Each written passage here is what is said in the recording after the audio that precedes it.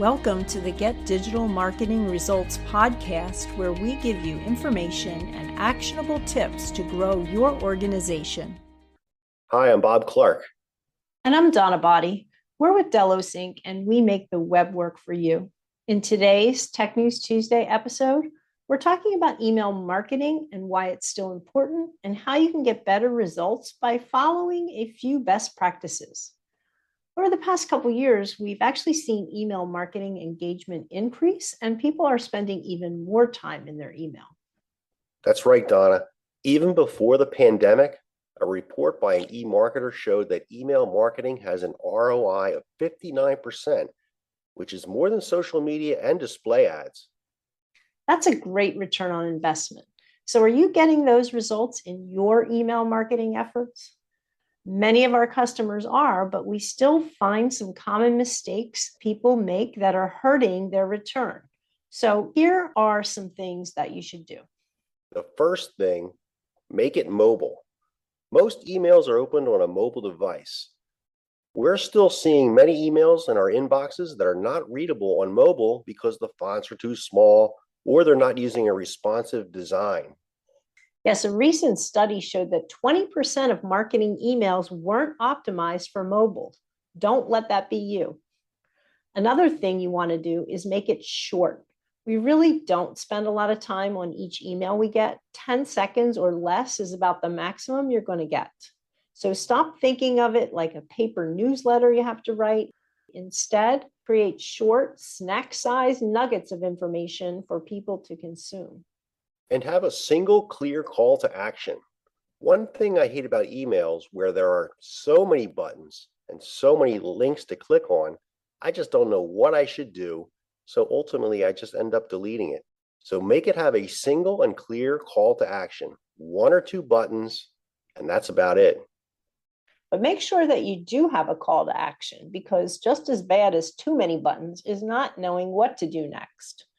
Have something in mind that you want the person reading the email to do and make it clear what that is, whether that's reading an article, watching a video, or making a purchase. Did you know that nearly half of consumers report purchasing a product as a result of an email? Another recent report suggests that email could be up to 92% more effective at promoting sales than banner ads, social ads, or even organic content. I'm guilty of buying from email, so it is effective and works for me.